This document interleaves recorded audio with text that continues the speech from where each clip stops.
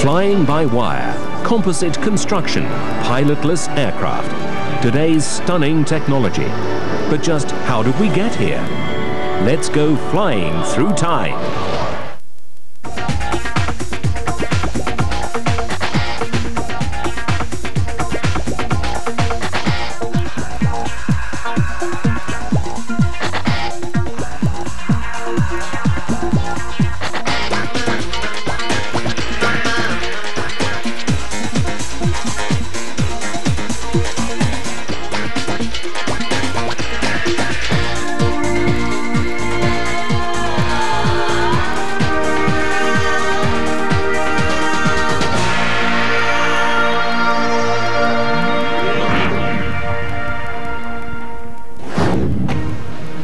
In the annals of aeronautical history, the Thunderjet is often ignored, overshadowed by the P-47 Thunderbolt of Second World War fame and Republic's other classic attack fighter outstanding in Vietnam, the F-105 Thunderchief. But in the interim period between its two illustrious brethren, it was the F-84 Thunderjet's development that informed many of the lessons learned as we ventured into the jet age, providing the blueprint for today's fighter aircraft.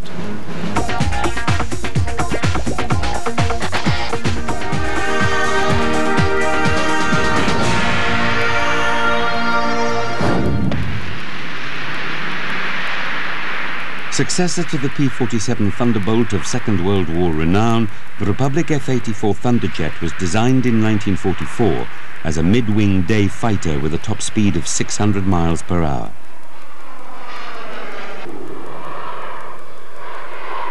The Thunderjet and its many variants were to make their mark during this era, as had their propeller-driven forebears, the Jugs, for their toughness and their sheer workhorse capabilities.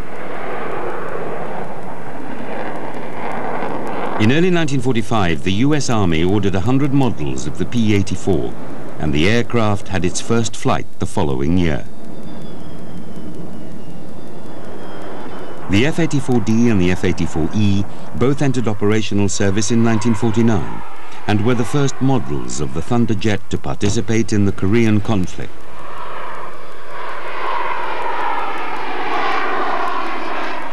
During the Korean War, many first-time accomplishments were set.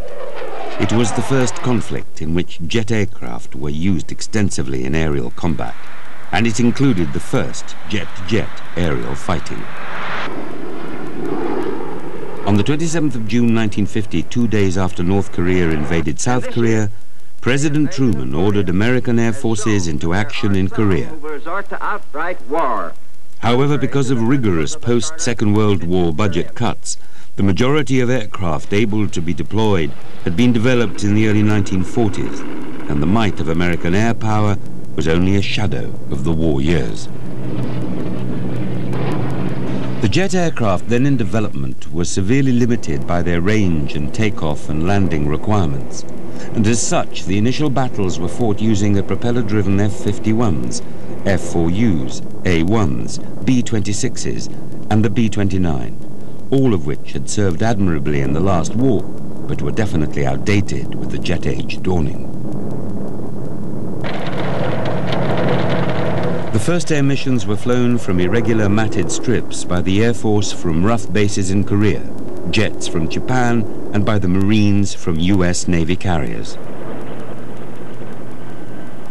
These missions succeeded in slowing and then eventually stopping the advance of the communist troops and allowing the retreat and evacuation of UN forces back to Busan. B-29 heavy bombers were used in the role of interdiction and strategic missions which disrupted the North Korean supply, advance and staging attempts. The F-84s were originally destined to be flown as bomber escorts, but this role became more demanding in the end of 1950 and was actually filled by the new North American F-86 Sabres.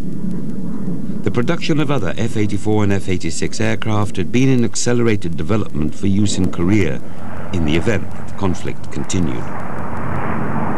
The aircraft were readied for delivery in mid-October, but were delayed because the conflict appeared to be drawing to a close after the North Korean army was repelled from South Korea. However, on the 9th of November 1950, there was a major development in the conflict. The North Korean forces began deploying MiG-15 jets.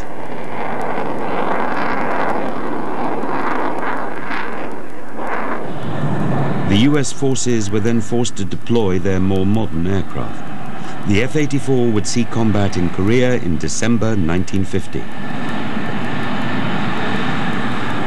Like the older Lockheed F-80, the F-84 had been designed and intended as a day interceptor.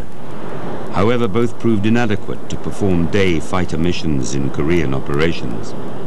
The MiG-15 was 40 to 80 knots faster than the F-84 and 60 to 100 knots faster than the F-80. The Thunderjets were, however, maneuverable enough, barely, to keep out of the way of the MiGs as soon as the Russian planes appeared. It wasn't until the deployment of North American F-86 Sabres that the fight was able to be taken to the MiGs.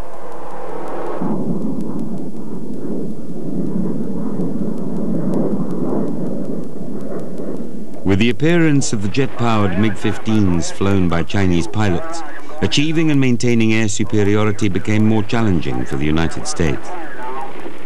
These Soviet-built swept-wing aircraft could outclimb the jet-powered American F-86As and had a 10,000-foot higher service ceiling than the Sabres. The MiG's performance advantage was especially notable at these higher altitudes, but the North American F-86 had better flying qualities and was a more stable gun platform. Additionally, American pilots proved to be more capable than their communist counterparts, which helped to even the odds. Debates still rage today about the attributes and shortcomings of both planes. As a consequence, the primary mission of F-84s in the conflict became their secondary design role, and in the close air support of ground forces, the heavy bomb load of the F-84 made it particularly effective. Throughout the war, engineers at Republic continued development on the basic F-84 and several improved variants, including the F-84E, F-84F, were conceived. But the model that was to become most commonly seen in the skies was the F-84G.